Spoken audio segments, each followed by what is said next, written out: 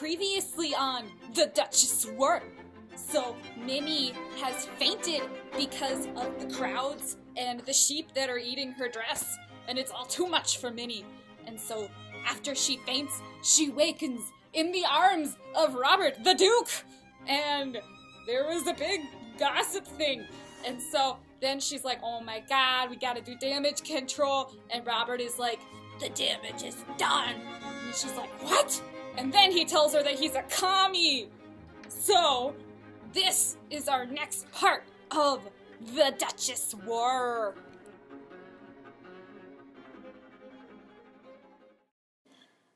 I could apologize for the benefits inherited from him, Robert said, but I learned long ago that an apology changes nothing, so I plan instead to use them. Use them to make sure that what my father did, no lord will ever be allowed to do again. This couldn't be happening. He couldn't be saying those things. But telling herself that did no good. Minnie was just as certain that she was seeing the heart of him now. Of all the benefits I plan to relinquish, the chance to wed some peer's daughter will be the first to go. Think about what it would mean if I did offer for one of those girls. What would she think when she discovered that my life's goal was to divest her father, her brother, of their prerogatives? My parents fought every moment they were around each other. I won't have that kind of marriage. I won't. She had nothing to say about that. Second, he said, I've never expected love from a marriage. At best, I'd hope to find an ally, someone who would support me in what will come. He looked over at her. You're better than I at tactics. You'd be a terrible wife for a duke, but for a man who doesn't want to be a duke any longer, I can't imagine anyone better. She couldn't imagine anyone worse. He didn't know about her. He didn't know. Third, he said, I want you. I want you very badly. I want you so much that when you fall down half a hall away from me, I'm by your side before anyone else can move. I want you so much that there are nights that I can think of nothing but having you. She felt those words, felt them in the inner core of her vagina, in a flash of heat and longing that encompassed every lonely night she'd spent. In that they were well matched. But... ... What of fidelity, she asked. I should like to know what to expect. Are you to have mistresses? Am I allowed to take lovers? You go, Minnie. You take your lovers. He looked her over. The last thing I'm thinking of right now is other women, he muttered. Answer the question, if you please. Her voice shook. Is that what you want? For us to take lovers at whim? You've said you don't love me. Her voice was surprisingly steady. If I had my preferences, I would want my vows to mean something. I was thinking more of your needs. I don't want to be unprepared. He exhaled and gave her a glimmer of a smile. Ah! She crossed over to him. You said that we'd be allies, that we'd think of each other. I can imagine what it's like to be a duke. Thus far, you've had your choice of women. And many of them, she didn't doubt. Don't make a promise that will only chafe at you later. I'd rather have flat honesty than fidelity and flattery at this point. Flat honesty? She nodded. Then, my dear, you'll have it. I'm not so desperate for sexual relations as you might imagine. I don't need to wrangle women into my bed to obtain regular release. God gave me a strong left hand. And there have been many nights when I've preferred it to a woman. He wasn't looking in her direction. He couldn't be embarrassed by that admission, could he? But his confession sent another flash of molten heat through her. The idea of him naked and hard, of his hand on his member penis. What would he look like when he stroked himself? Would he like long, hard strokes or soft, gentle ones? I can't ruin my hand's reputation, he said, or hurt its feelings, or get it with child. The hell, Robert. It has proved by far the safest option available to me, so you tell me, Minnie, do you think you need to take lovers? I have never given the matter any thought. It was true. She'd never considered being unfaithful in marriage. Not that. Not even if she'd married a man who took mistresses. Because I very much believe in making things clear, he said.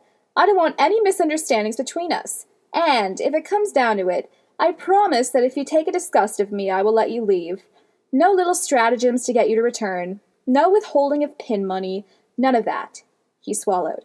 I know things change. There is nothing worse in a marriage than a husband using his power to force his wife. I won't do it. Robert, Minnie turned to him, there is no danger of my becoming disgusted by you. Oh boy. She wasn't sure who moved first. Maybe she took a step toward him. Maybe he leaned toward her. Maybe it was mutual, a shift in the air that brought them together at last. Sure, it's a shift in the air. His hands wrapped around his shoulders. Oh, her hands, his shoulders. His arms came hard around her. They were fully clothed, and still his kiss seemed carnal in a way that their last kiss had not. This one was a prelude to what might come if she said yes. His hands roamed, sliding down her, cupping her breasts, clasping her hips. This was a precursor to love-making. He broke off the kiss, half smiling. There's one thing I need to say. He sounded out of breath. When my parents married, my father swore that he loved my mother. It was a lie, and it did more damage than the truth. I won't marry under false expectations. His fingers flexed, and she looked up to meet his eyes. I understand perfectly well what we mean to each other. I don't expect you to love me. What do we mean to each other? She asked. I want children, as many as we can manage and maintain your health. Your Grace, she said, emphasizing his title deliberately. That's not an answer. He shrugged and looked away. I don't know how to explain it. You looked at me, and instead of seeing a duke, you saw a man who could write radical handbills. You know who I am. And that brought reality crashing in on Minnie's head. He'd painted a lovely picture. If all she had to do was sit behind him in Parliament and whisper advice into his ear, figuratively speaking, she'd have said yes. But this, duchesses went to parties. Yeah, it would suck. Great big crushes with hundreds of people present. And they went walking in parks. People pointed them out and watched. And Minnie began to panic if more than a handful of people looked her way. She'd fainted when 20 people surrounded her. Oh, God, she said, moving away from him, pulling her arms about herself. This really isn't going to work. Minnie? She turned back to him. What do you suppose happened out there? He blinked. Out there? There isn't out there? Why do you think I fainted? He scrubbed his hand through his hair. Other way around. The goats? I live on a farm, Robert. I'm used to goats. He frowned. You're right. It was after the goats had been driven off. Everyone was crowded around you. She usually tried not to remember those moments that had sent her into spiraling terror. She'd put it out of her mind as soon as she'd woken. But she could see them now, a wall of faces and fabric, all jeering at her.